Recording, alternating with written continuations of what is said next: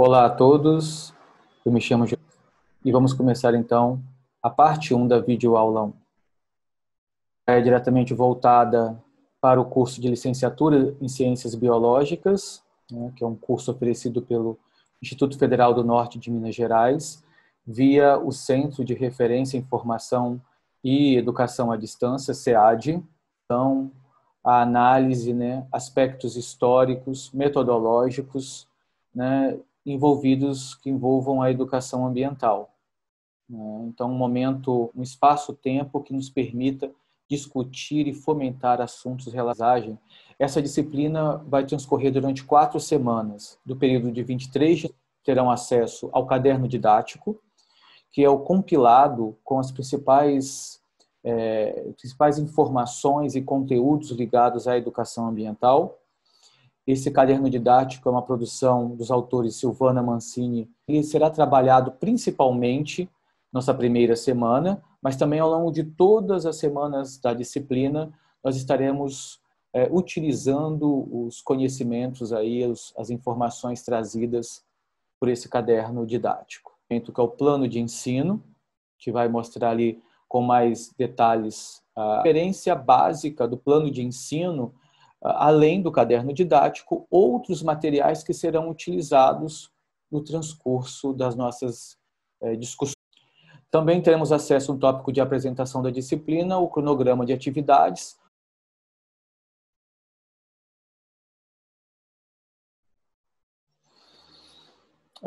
Então, nós temos a disciplina no ambiente virtual de educação ambiental. Na segunda semana, que vai do dia 30 de novembro a 6 de dezembro, nós vamos trabalhar com compreensões e apreensões sobre meio ambiente e educação ambiental, porque é importante que nós, professores, tenhamos mental sobre quais conceitos nós trazemos em nossas falas, em nosso discurso. É isso que a gente vai tratar nessa segunda semana. Na terceira semana, naquilo que diz respeito à interdisciplinaridade e transversalidade, e também a relação entre a escola e os ambientes que eu chamo de espaços educativos não formais ou espaços extraescolares, o quanto eles implicam no nosso trabalho docente em sala de aula.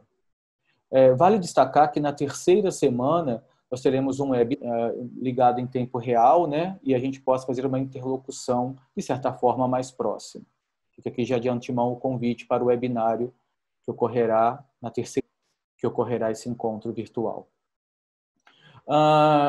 Quero destacar que vocês têm também no tópico de apresentação da disciplina a atividade avaliativa de aprendizagem, que vocês rotineiramente já fazem em outras disciplinas, isso tem um valor de 10 pontos, essa atividade, e de modo geral trata-se da elaboração de um plano. Também nós temos aí no tópico de apresentação da disciplina a atividade prática, que na verdade são orientações para a organização do seminário possível. O seminário, sim, vocês devam estar fazendo a sua postagem do seminário até o dia 19/12, né? Haverá um momento aí mais do seminário, vocês troquem experiências ou peçam sugestões aos tutores, né? Para que aí vocês consigam definir de fato o plural. Eu quero destacar que o seminário pede a vocês que vocês apresentem um espaço e a estrutura que lá existe, as potencialidades daquele espaço para um dado projeto ou uma dada ação didático-pedagógica ligada à educação ambiental. Então, é interessante que vocês apresentem da melhor forma no seminário esse espaço, para que então todos possamos conhecê-lo, né? Inicialmente virtualmente, e numa outra oportunidade que seja empregado no seminário que pede propriamente o seminário. Lembrando que o link para o envio do seminário, nós vamos abri-lo na 4ª semana da disciplina.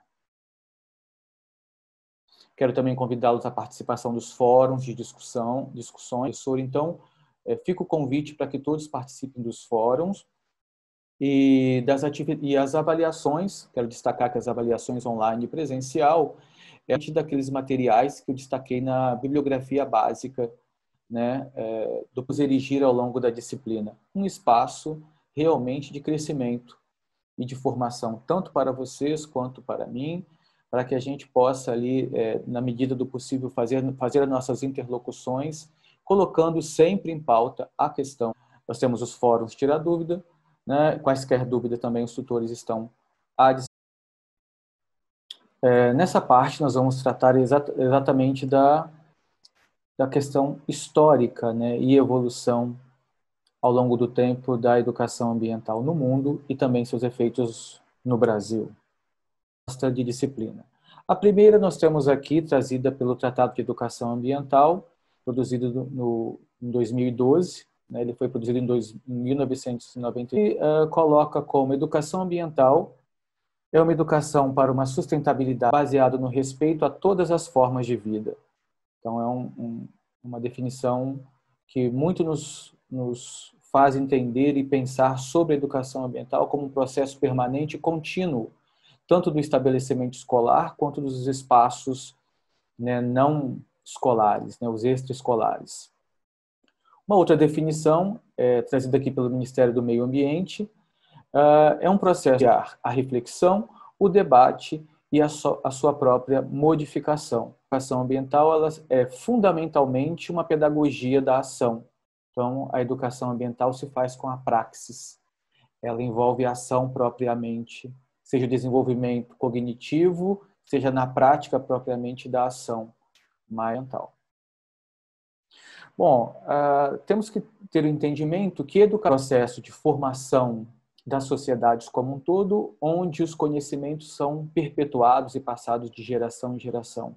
A educação é um processo muito amplo, muito maior do que a escola, né? A escola ela vem como uma instituição privilegiada, processo que ocorre em todos os espaços, em todos os locais, e que permite a questão de valores, a questão de costumes, a questão dos hábitos, enfim, aquilo que é considerado relevante pelas sociedades seja de alguma forma transmitida para que então ela fomente o processo de formação dos educandos. Isso também a segunda metade do século XIX, onde o rio Tâmisa, que corta a cidade de Londres, margens do rio Tâmisa, ter que fechar as portas, terminar de forma antecipada algumas sessões pelo época, né, como um grande canal de dejetos a céu aberto, causando então um mau cheiro muito grande.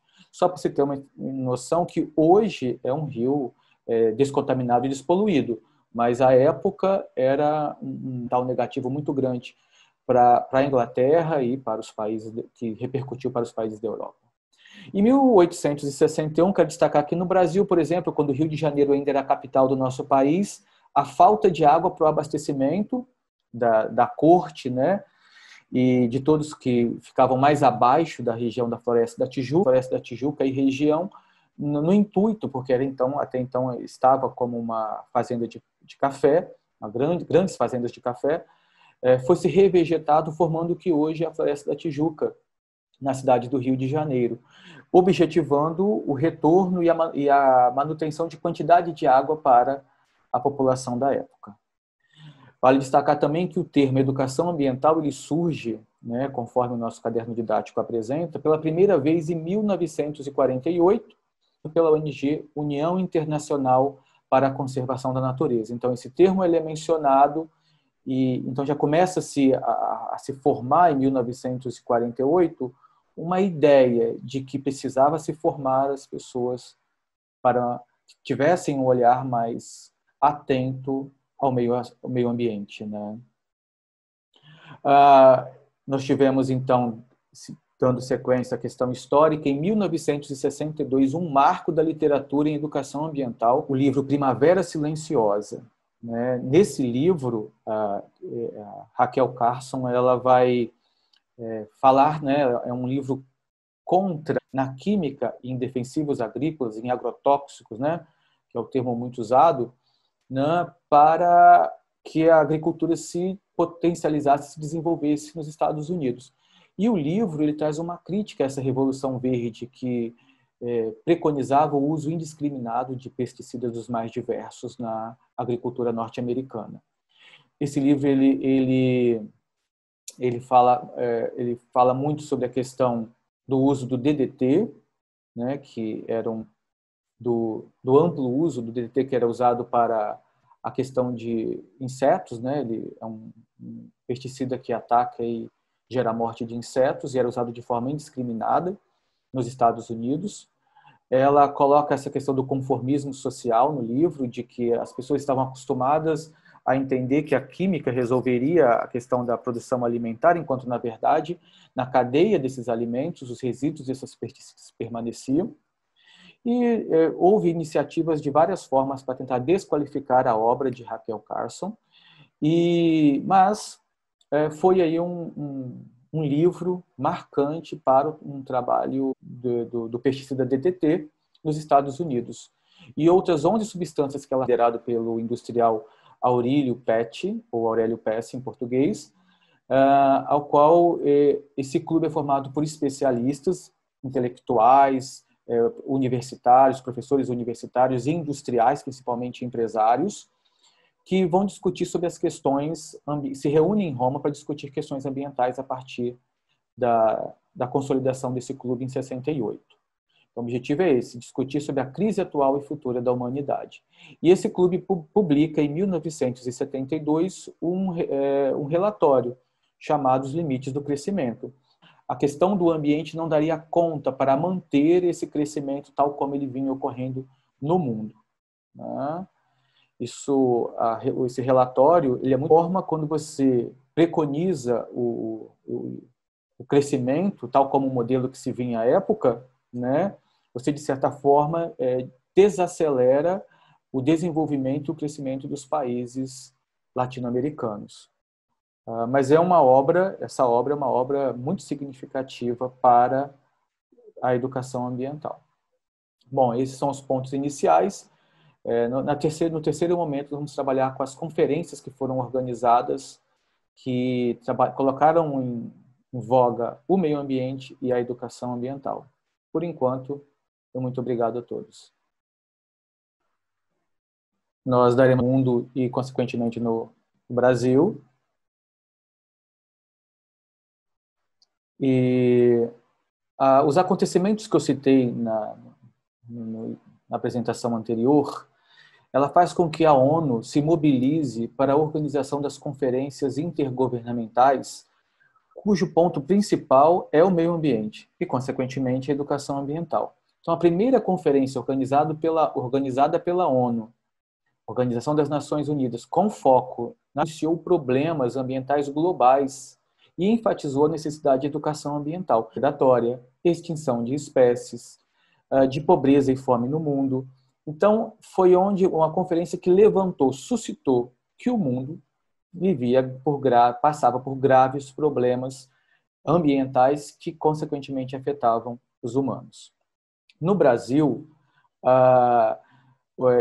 durante esse período da conferência, o Brasil lidera, né, em 72, os países do terceiro, a teoria do crescimento zero, proposto pelo relatório do Clube de Roma, né, conforme eu citei, que coloca que as sociedades continuassem se desenvolvendo tal como a época, né, o ambiente não daria conta de sustentar a população, acreditando-se como um resultado, né, indireto da conferência da presidência da República.